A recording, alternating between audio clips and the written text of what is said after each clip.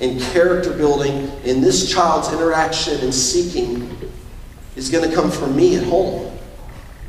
We certainly believe it. We certainly believe it. We say this often. We say it around the office often, that what happens at home is so much more important than what happens at church. We'd like to think in all of our hours in the office and our planning and our programming for what happens and what's happening right now, in this hour right now down the hall. We have put so much energy and resources into what's happening right now, and it's important and it's significant. We'd like to think that the church has a greater role, but the truth is, and we remind ourselves often as a church staff and as a team, what happens at home is so much more important than what happens at church.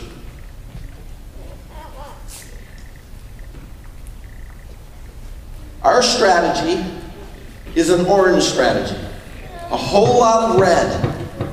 The red are the hours that mom and dad have, the conversational hours that mom and dad have with their children. Their child.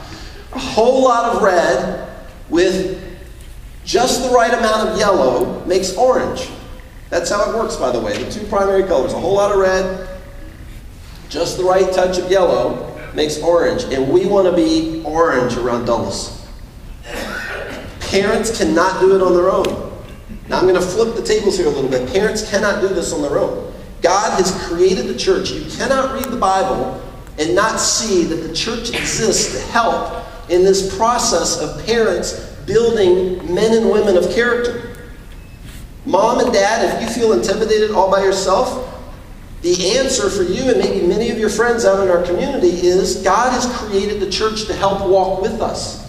You should not hope that Justin or Gina or Jill or Bonnie or all the different travel guides and small group leaders, student ministry directors that we have in our church, you should not hope that that person is the primary character builder in your child's life.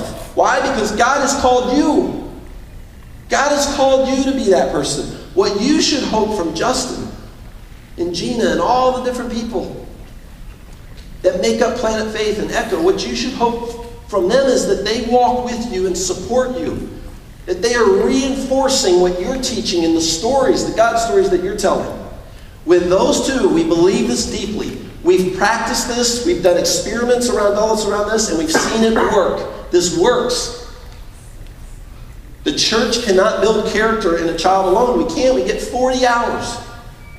It's just unreasonable. It's unrealistic that 40 hours in a year is going to really make that big of a difference. It makes a huge difference. Those 40 hours make a significant difference when mom and dad are leading the way, saying, I don't have all the answers. I'm kind of new at this, but I'm seeing God come to life inside me, and I'm gonna influence my child to what's happening in my soul. And I've got Dulles. I've got Justin to rely on. I've got my child's small group leader. Reagan and I have been doing the Planet Faith God Time cards. We've been doing them for a few years. The God Time cards that your kids, your elementary age kids, take home with them. They're so simple for mom and dad. You don't have to know the Bible. You don't have to have ever read the Bible to take it home. And the discussion is just, it's such a great discussion. Well, what do you think, Reagan? We were doing one on a verse in Hebrews recently about obeying those who are in authority over you, and it's pleasing to God. That's what the verse says. It's pleasing to God when you obey those who have authority over you. So we were talking about who has authority in Reagan's life, and it ended with a simple prayer. It tells the child, thank God for those who have authority over you, and tell God you want to obey them. And so as Reagan and I are talking this out at the end of this little discussion, she names God. She tells God she's thankful for God, which I thought was funny. And then she names me and Amy, that we're in authority. And then she names Miss Jan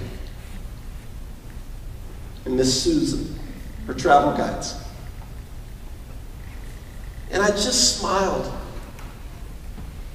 that she's not just seeing that these people have a role in them, that they are mentors sharing the God story with them. But there's a blended unity here. There's a whole lot of red, and there's just the right touch of yellow where Reagan is seeing it's not just mom and dad on some God kick, but there's credible people, other people around me reinforcing this. This idea that God wants to meet with us. Whether it feels true for you or not, you are your child's single greatest influence. No one influences the spirituality, the character of a pre-adult's set of virtues and life choices more than their parents do. I want to give you just a couple examples. I mentioned the God Time card, something that we're designing for Echo, for our teenagers, actually for the parents. We are designing a parent forum. This will happen a couple times a year where parents will meet with Justin and all the youth leaders, and we'll talk out issues of culture, and there will be a unifying team approach to what's happening in Echo, letting mom and dad know, letting mom and dad ask questions, so that we're working together on the same goals and the same ideas of how we're combating culture and influences of culture. We have virtue packs for elementary age kids. FX, some of you need to be coming to our FXs with your kids. Having fun, laughing, dancing with your kids there on Sunday night. This is my closing challenge for you. We want to sink the red and the yellow. If you go out of here and say, okay, I'm the one, and you just try to do it on your own without the church's help, I think you're going to find yourself lonely.